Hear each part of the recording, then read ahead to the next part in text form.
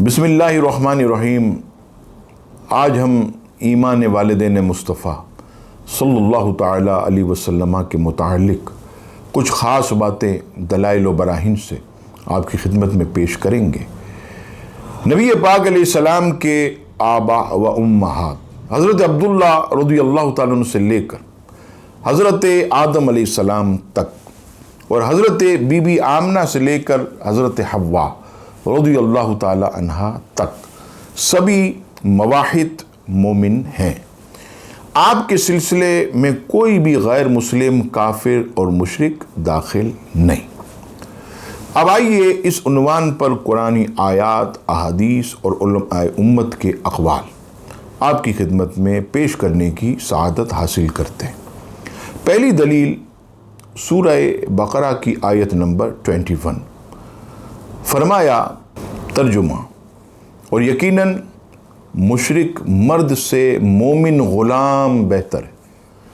یہ مسئلہ قطعی ہے کہ مسلمان چاہے حسب و نسب میں کتنا ہی کمزور کیوں نہ ہو، وہ اعلیٰ قوم و اولا نسب والے مشرک سے بدرجہ بہتر اور افضل ہے، اور حضور صلی اللہ تعالی علیہ وسلم بہترین قوم اور اعلیٰ نسب والے تھے۔ اب آئیے اس پر ایک حدیث پاک، بخاری شریف کتاب المناقب حدیث نمبر 3557، حضرت ابو ہریرہ رضی اللہ تعالیٰ عنہ سے روایت کہ جناب رسول اللہ صلی اللہ تعالیٰ علیہ وسلم نے ارشاد فرمایا، میں اولاد آدم کی بہترین قرنوں یعنی صدیوں سے قرن بقرن مبعوث کیا گیا ہوں، حتیٰ کہ میں اس قرن میں آیا ہوں جس میں ہوں۔ علامہ بدر الدین عینی بخاری شریف کی شرح یعنی اس حدیث کی شرح بیان کرتے ہوئے عمدۃ القاری میں فرماتے ہیں، اس حدیث میں قرون کا لفظ ہے، یہ قرن کی جمع ہے۔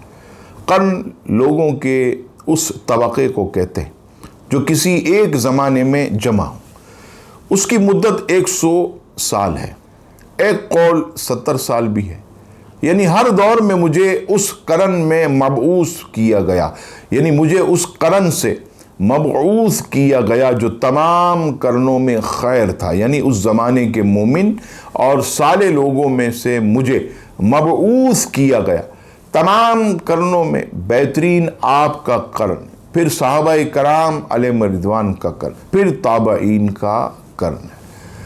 اب آئیے علامہ احمد بن اسماعیل قرانی علیہ رحمہ اپنی کتاب، اس میں آپ جو ہے وہ صفحہ نمبر 477 پر فرماتے اس حدیث میں یہ دلیل ہے کہ حضرت آدم سے لے کر جن آبا کی پشتوں میں اور جن امہات کی ارحام میں آپ صلی اللہ تعالیٰ علیہ وسلم منتقل ہوتے رہے، وہ سب خیر تھے، یعنی سب مومن اور پاک اور صاف تھے۔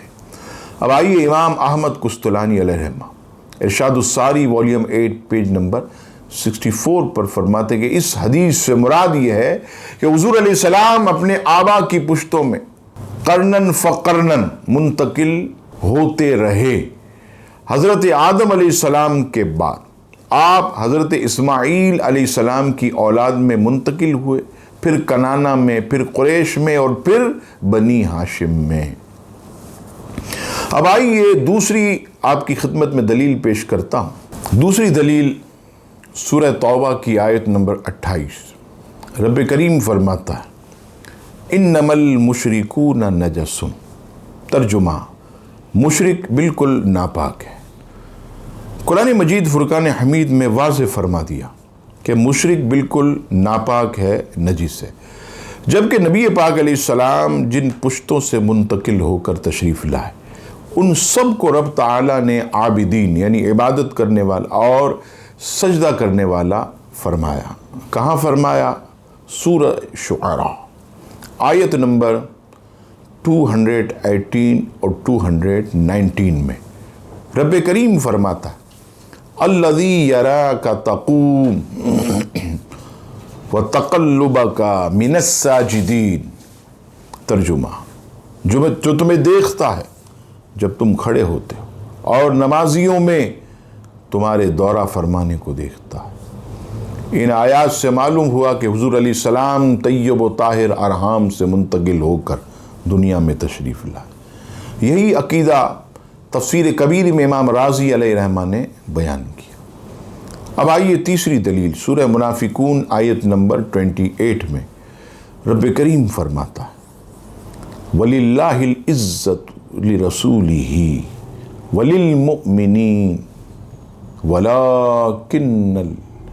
وَلَكِنَّ الْمُنَافِقِينَ لَا يَعْلَمُونَ۔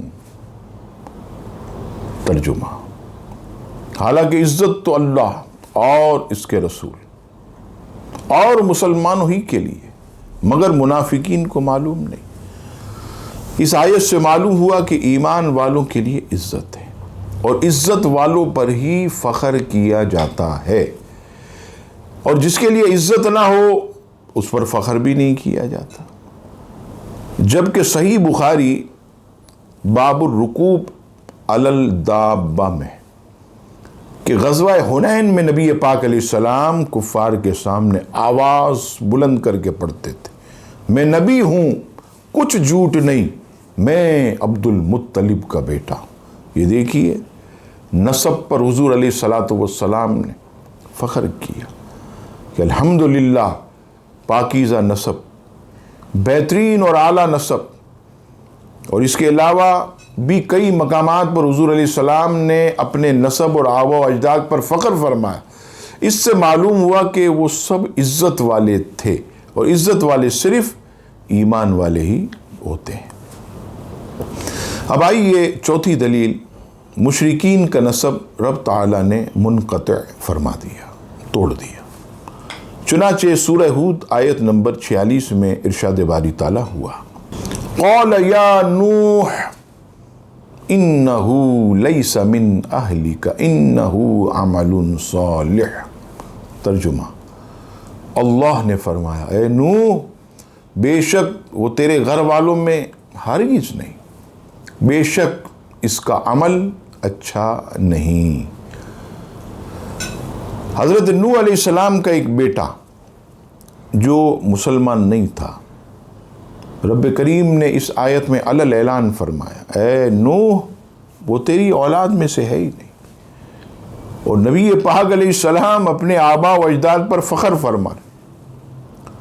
آیت کریمہ میں رب کریم نے مومن کافر کا نسب منقطع کر دیا۔ آیت کریمہ میں رب کریم نے مومنوں کافر کا نسب منقطع فرما دیا، جبکہ رب کریم کے حبیب صلی اللہ علیہ وسلم فخر سے اپنا نسب بیان فرماتے۔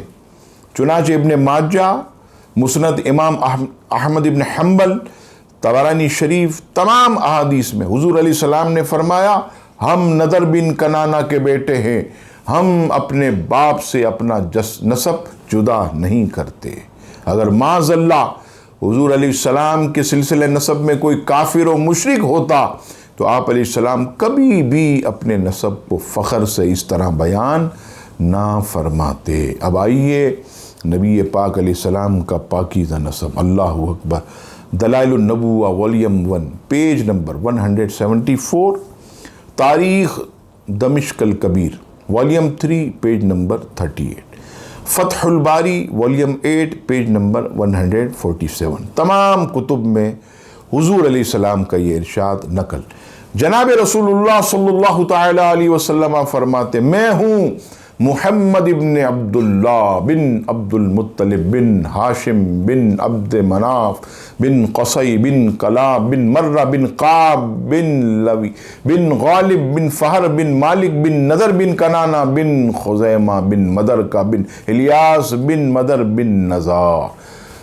فرمایا کبھی لوگ دو گروہ نہ ہوئے مگر مجھے اللہ نے بہتر گروہ میں کیا، تو میں اپنے ماں باپ سے ایسا پیدا ہوا کہ زمانہ جاہلیت کی کوئی بات مجھ تک نہ پہنچی، اور میں خالص نکاح صحیح سے پیدا ہوا۔ آدم سے لے کر اپنے والدین تک میری ذات تم سب سے افضل، اور میرے ماں باپ تم سب کے ماں باپ سے بہتر۔ اس حدیث سے معلوم ہوا کہ نسب اقدس ہمیشہ کفر و شرک کی غلاظت سے محفوظ رہا۔ حضور علیہ السلام کے آبائے کرام کافر نہ تھے، حتیٰ کہ زنا تک سے بھی محفوظ رہے، وہ گناہ بھی نہ ہوا، حلال طیب۔ حضور علیہ السلام اہل ایمان میں سے پیدا ہوئے، چنانچہ سورہ بقرہ کی آیت نمبر 128 میں ارشاد باری تعالی،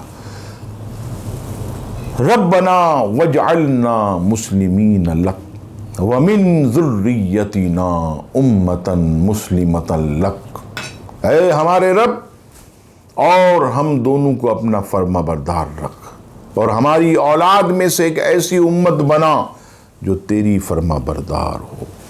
اور پھر رب کریم سے کیا دعا کی حضرت ابراہیم نے؟ سورہ بقرہ آیت نمبر 129 میں فرمایا، ربنا وابعث فیہم رسولا منہم، اے ہمارے رب، اور ان کے درمیان انہی میں سے ایک رسول بھیج۔